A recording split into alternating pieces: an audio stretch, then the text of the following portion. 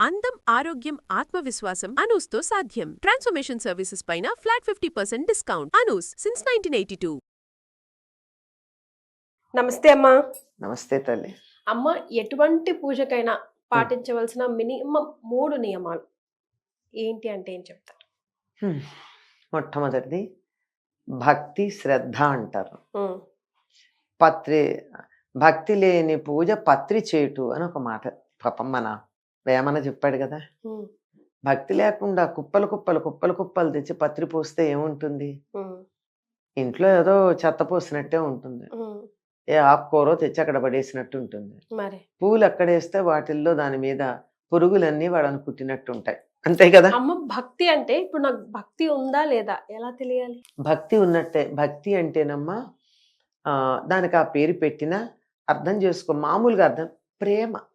ఉమ్, పెద్దవాళ్ల పట్ల ఉండే దాన్ని ప్రేమని గౌరవం అన్నారు. ఉమ్, దేవుడి మీద ఉండే ప్రేమని లేక గురువుల పట్ల ఉండే ప్రేమని భక్తి అన్నారు. ఉమ్, సమవయస్కుల మధ్య ఉండే ప్రేమని స్నేహము అన్నారు. చిన్నపిల్లల మీద ఉండే ప్రేమని వాత్సల్యము అన్నారు.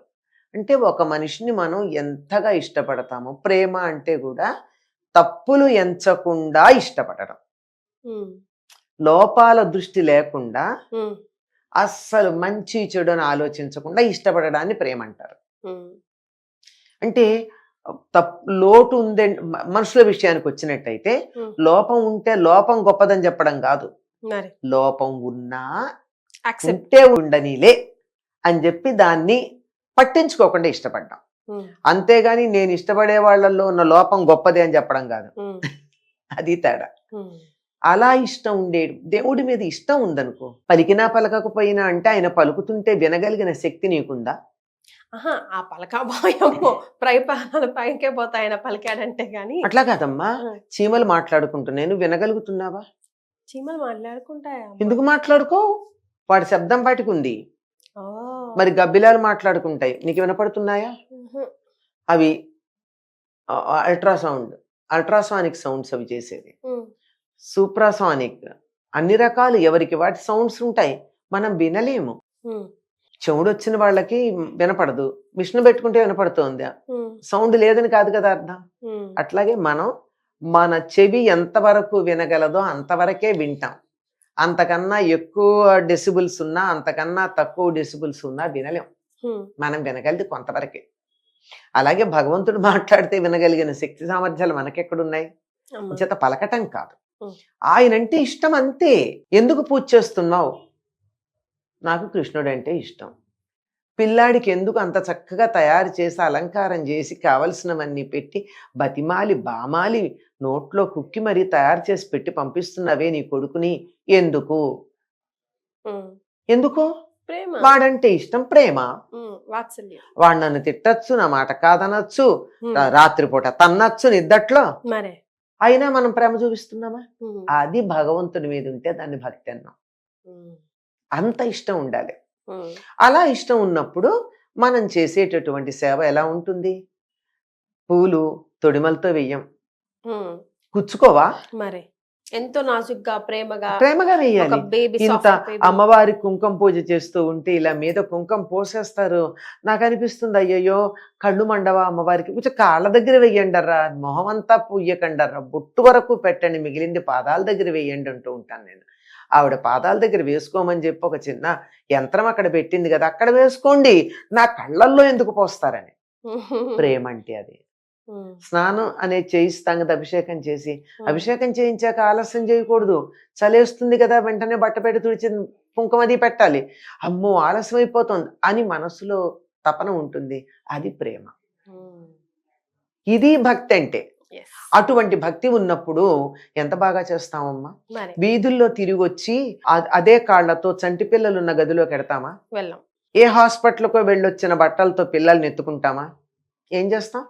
ముందు డ్రెస్ చేంజ్ ముందర చేసి, బట్టలు fresh అయ్యి. మార్చుకుని కాళ్ళు చేతులు కడుక్కుని వీలైతే స్నానం చేసి అప్పుడు కదా పసిపిల్లల్ని ఎత్తుకుంటాం. ఉమ్, దేవుడి దగ్గరికి వెళ్ళేప్పుడు అలా వెళ్ళాలి. ఉమ్, స్నానం చేసే పూజ చేయాలని ఎందుకండి ఉమ్, అంటే, ఎందుకు నువ్వు శానిటైజ్ చేసుకుంటున్నారు. అమెరికా నుంచి వచ్చినటువంటి వాళ్ళు వాళ్ళ పిల్లల్ని మనం ఎత్తుకోవాలంటే ముందు శానిటైజర్ ఇచ్చి మనం చేతులు శానిటైజ్ చేశాక పిల్లల్ని ఇస్తారు. మామూలుగా ఎత్తుకుంటే ఏమైంది? ఏమైంది? ఇన్ఫెక్షన్లు అవుతాయని. అదే కదా, మరి దేవుడి దగ్గర మనం ఇష్టపడి వెళ్ళొచ్చా? ఆ చంటి పిల్లాడి పాటు చేయట్లేదు అనేది ఏముంది నాకు? శుచిగా ఉండద్దా? కనుక ప్రేమ అత్యధికమైనటువంటి భక్తి ఉండాలి. సో ఆ భక్తి భక్- శ్రద్ధ ఇస్ ఫస్ట్ థంబ్ తప్పనిసరి. భక్తి ఎప్పుడైతే ఉంటుందో శ్రద్ధ తప్పనిసరిగా వస్తుంది. ఆటోమేటిక్. అందుకని జాగ్రత్తగా భక్తిగా ఇష్టంతో చెయ్యాలమ్మా. దాంట్లో ప్రధానమైన అంశాలు ఏమవుతాయంటే శౌచం చాలా ముఖ్యం. శౌచం అంటే ఇంటి పరిసరాలు శుభ్రంగా ఉండాలి. నే బానే ఉన్నా, నీకు దేవుడి గది కాస్త నీట్గా పెట్టుకున్నా, కానీ బయటంతా చెత్త ఉండి ఈగలు దోమలు ఉయ్యమని శబ్దం చేస్తున్నాయి. మనమే ఇట్లా అన్నాం, ఆ? ఇంకా ఆయనే వస్తాడు. ఏమొస్తాడు మరి? మరే కనుక ఇల్లు శుభ్రంగా ఉండాలి. మొదటి వాతావరణం. ఇల్లంతా బాగానే చేస్తాను కానీ అవన్నీ శుభ్రం చేసి అవే బట్టలతో వచ్చి దేవుడి దగ్గరికి వచ్చాను, చెమట కంపొస్తుంది. అయ్యో రామ, అది బాగుంటుందా? అస్సలు. కనుక ఇల్లు ఒళ్ళు శుభ్రంగా ఉండాలి. ఆ తర్వాత ఈ చెమట వాసనతో పిల్లల్ని ఎత్తుకోం కదా. ఆ తర్వాత మనసు కూడా శుచిగా పెట్టుకోవాలి. దేవుడి దగ్గర కూర్చున్న కాసేపు అయినా ఆయన మీద దృష్టి పెట్టి పూజ చేయాలమ్మా. ఎన్ని ఎన్ని టన్నుల పూలు తెచ్చావని కాదు లెక్క, ఎన్ని కిలోల కుంకుమ పోసావని కాదు లెక్క. పూజ అని అంటం లేదని మీరు అర్థం చేసుకోండి. ఎన్ని కిలోల కుంకుమ పోసావో అన్నది కాదు లెక్క. అదే చక్కగా ముఖాన ఇంత చిటికెడు కుంకుమ పెట్టండి దేవుడి విగ్రహాలకి. గంధం అలదండి, తోచిన పూలు పెట్టండి, ఎక్కువ అక్కర్లేదు. అవి కూడా తొడిమలు తీసేసి పురుగులు లేకుండా కుళ్ళువు లేకుండా శుభ్రంగా ఉండేవి. ఇది మనసు శ్రద్ధ దాని మీద పెట్టి చెయ్యండి. నువ్వు సహస్రనామాలు 1000 సార్లు చదివావా 10 సార్లు చదివావా లెక్క కాదు. నువ్వు చదివేది ఒక్క శ్లోకమైనా, అంటే చదవద్దని చెప్పట్లేదు, గుర్తుపెట్టుకోండి, ఇలాంటివి అనగానే వెంటనే చదవద్దన్నారు అని లెక్క పెడతారు కాదు. ఎంతవరకు నీ మనసు దాని మీద నిలిచి ఉంటుందో అంతవరకు చేయాలి. ఇది మూడోది. మనసు ఇతర విషయాల గురించి వదిలేసి భగవంతుడి మీద నిమగ్నం చేసి చెయ్యాలి. ఇవి చాలవమ్మ పూజకి. మనిషికైనా ఇష్టమే కదా. నువ్వు మా ఇంటికి వస్తున్నావంటే ఇల్లు చెత్తలా పెట్టకుండా శుభ్రం చేసి రామ్మా కూర్చో అని నేను చూపించిన చోటే కాకుండా ఇంట్లో ఎక్కడైనా నువ్వు కూర్చునేంత నీట్గా ఉంటే కదా నువ్వు వస్తావు మా ఇంటికి. అంతేమ్మా. లేకపోతే పైగా నువ్వు వచ్చేటప్పటికి నేను సరిగ్గా లేకపోయినా నీకు ఏమిటో ఇలా అనిపిస్తుంది. పెట్టే పదార్థాలు కుళ్ళిపోయినవి పాచిపోయినవి పనికిరానివి పెడితే మరి అంచేత కూడా చూడం. వద్దులే మా కడుపు నిండుగా ఉంది ఇప్పుడే తినొచ్చా అని తినలేనంటాం. దేవుడైనా అంతే కదా. కనుక పరిసరాలు, తాను, తన మనస్సు శుచిగా ఉండి ఎంతసేపు పూజ చేస్తున్నారన్నది కాదు, చేస్తున్న కాసేపు మనసు ఆయన మీద నిమగ్నం చేసి చేస్తున్న దానిని అర్థం చేసుకుంటూ అనుభవిస్తూ చేయండి. అప్పటికే తెలిసిపోతుందమ్మా. బయటికి ఆ మందిరంలోంచి బయటికి రాగానే మనకి ఆ ప్రశాంతత, హాయి తెలుస్తుంది. లేకపోతే మొక్కుబడిగా చెయ్యమా, అప్పుడప్పుడు మొక్కుబడిగా చేస్తాం, ఎందుకంటే అవతల ఏదో అర్జెన్సీ ఉంటుంది, ఏదో ఉంటుంది. అట్లాంటప్పుడు వన్సినే బయలు చేస్తాయని అర్థం చేసుకుంటారు, ముందరే చెప్పాలి.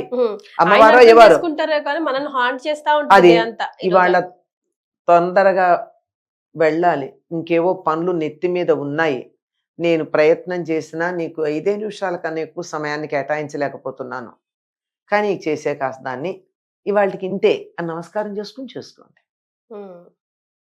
అంతేగాని ఏదో మొహాను ముత్తినట్టు కుంకం వేసేసి ఒంటికి దెబ్బ తగిలినట్టు పూలు విసిరేసి ఆ నైవేద్యం ఏదో ఒకటి పుల్లో పుచ్చో పురుగో తెలియకుండా పెట్టి ఆల్రెడీ నైవేద్యం పెట్టిన పదార్థాలు తెచ్చిపెట్టి మరే అవి హలాల్ చేసిన వాళ్ళ దేవుడికి ఇచ్చుకున్నవే కదా అవి.